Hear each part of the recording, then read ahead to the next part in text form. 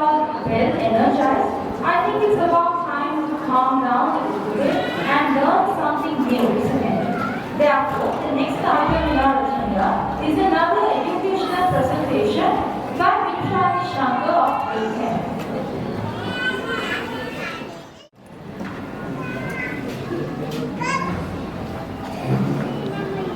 A very good morning to all of you all gathered here.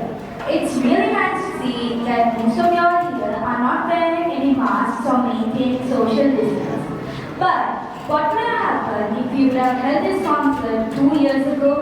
I'm pretty sure that we wouldn't even be having this concert due to the rising pandemic in our country, coronavirus. So, before I head on to my presentation, I'd like to ask you all a question. What was the worst experience that you experienced during the COVID-19 crisis? Well, I think the hardest part for me was wearing the mask. There were instances we got the vaccinations. In certain vaccinations, we found that there was some students also got some complications. For me, it was like really difficult to stay at home. Yes, ma'am, it was. I find it difficult to stay at home, just like she said. And Halloween was my favorite and suffered a lot from that. Thank you, ma'am. Thank you, sir. It sure was difficult for us, wasn't it, to stay at home. But do you all think that coronavirus was the worst pandemic that humankind has ever dealt with? No. There have been even more worse pandemics. So that's what I'm going to discuss in my presentation today. Pandemics which were worse than COVID-19 that dominated the entire world.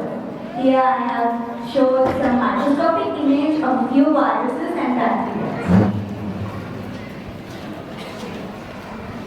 So, since we are already on the topic of coronavirus, let's start this presentation with a brief out on COVID itself.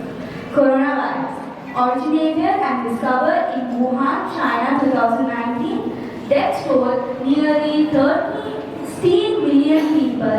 Unfortunately, symptoms, as we all know, trouble breathing, pain and pressure in chest, inability to wake up or stay awake, severe nausea.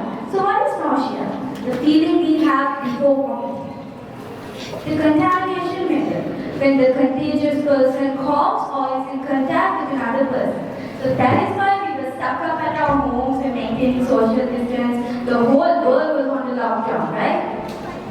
Treatment. Eventually, now we are all back to normal because of the vaccines that were developed for treating the patients.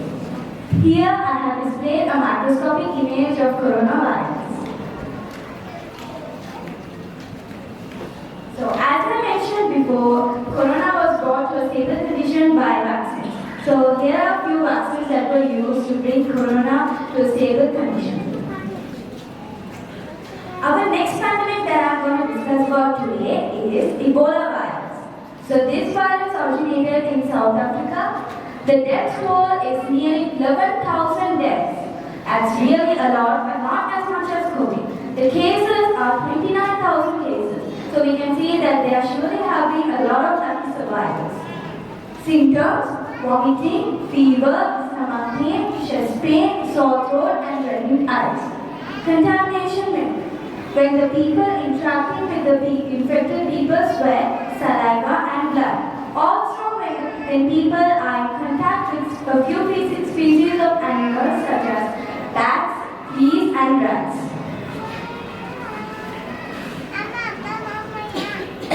So, what were the favorable conditions for Ebola virus to break out in most of the countries? The conditions were public hygiene and sanitation issues, limited accessibility to medical facilities, limited accessibility to clean and pure water, and limited accessibility to effective infrastructure. Here we can see a picture on how the Ebola patients were treated back then. The next pandemic is yellow fever. So this originated between 1694 to 1878. So that spans a period of nearly over 2 centuries. The contamination through mosquito bites. So, for a virus that lasted over 200 years, it surely needed a very, very favorable contamination method, right? Death toll 13,000 to 20,000 people. Symptoms: headache, fever, nausea, vomiting, and muscle pain. Here I have displayed a microscopic image of the yellow fever. So, how the people there back then diagnosed that they were highly infected with the yellow fever.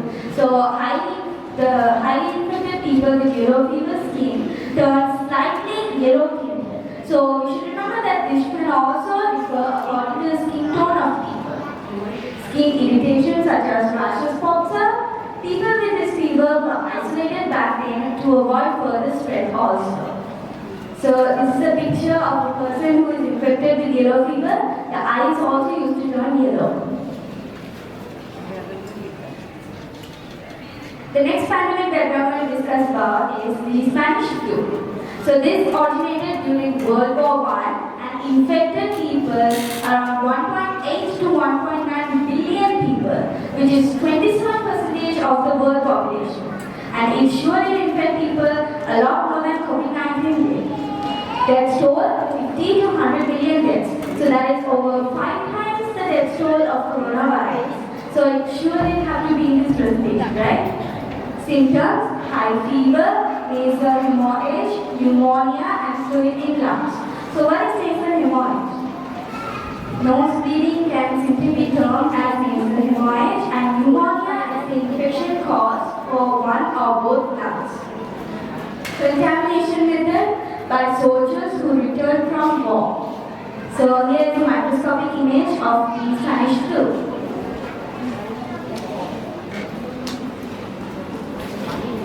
Mostly infected people from the age category of 20 to 40. Obviously because that was the age category in which people went to war. And it was a global crisis during the 20th century. The death rates of a few countries are given here. India, 17 million deaths, and Dutch East Indies, 1.5 million deaths, and a few other deaths are given below. So now I'm going to talk about the most deadliest plague that humankind has ever dealt with. In this plague, the lucky ones died early, and the unlucky ones stayed longer to watch the whole society around them collapse. So this is the bubonic plague, also known as the Black Death. The Black Death. By the name itself, we can see that how much of a terror impression people had on this plague. Originated during 1346 to 1353. Death toll nearly 200 million people, unfortunately. So that is not even like close to the death toll of coronavirus. And it spread through these living in drafts. So unlike now, drafts were present everywhere back then. Schools, homes, hospitals, literally everywhere. So it must have been really favorable for this virus to spread quickly in a time period of 8 years and killed over 200 million people. Symptoms: fingers turning black. So why do the fingers turn black? Because of the rotting of tissues from the tip of the fingers, and it slowly started to spread to the palm and the entire arm. Huge boils filled with blood appearing on the skin. So these boils could appear literally everywhere: the face, the armpits, thighs, and everywhere. And appearing of very large blisters. So these blisters were recorded to be in the size of an apple.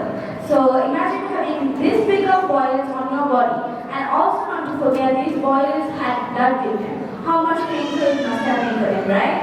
And yet again, fever and vomiting. Here is a microscopic image of the bubonic plague, and this is a bacteria. So over 200 million deaths here, right? So obviously the doctors will have tried to treat them. But were these treatment methods effective? No. It actually increased the death rates and increased the pain of the patients. They tried very questionable methods such as bloodletting, which is cutting the arteries and veins and letting the infected blood flow. Yes, it is true that the blood which was infected, by cutting the arteries and pains resulted to high blood loss and cardiac arrest. So many people died in that manner. Here is a photo of bloodletting for all. Immersing the infected people in vinegar and rose water. So vinegar, as you all know, is a very burning substance when it is knocked to wounds.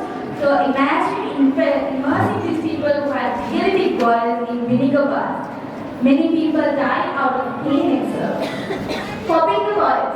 So they actually popped the boils, the really large pieces that they had. And these boils, they used methods such as they heated the knife and popped the boils. For the moment, it would go flat and it return back to normal. But after a few days, it gradually started to turn black and affected the whole area. So many people died out of high infection also and shock too. So can anybody guess what this is? It actually looks like a real hilarious outfit, right? These are actually the plague doctors. The people who treated the bubonic plague dressed themselves like this. As you all can see, there is not a bit of skin visible in this dress. So that is actually to prevent themselves also from getting infected. And what is the cause of this large beak? It actually looks really funny, right? The cause of this large beak is to prevent the bad odor from the decaying bodies. What was inside this beak? What was inside this beak is really strongly scented herbs such as mint and lavender. Also sponges soaked in camphor and vinegar were put inside these beaks to avoid the strong smell of decaying bodies. So with that, I am concluding my presentation. This is Nishani Shankar of grade 10.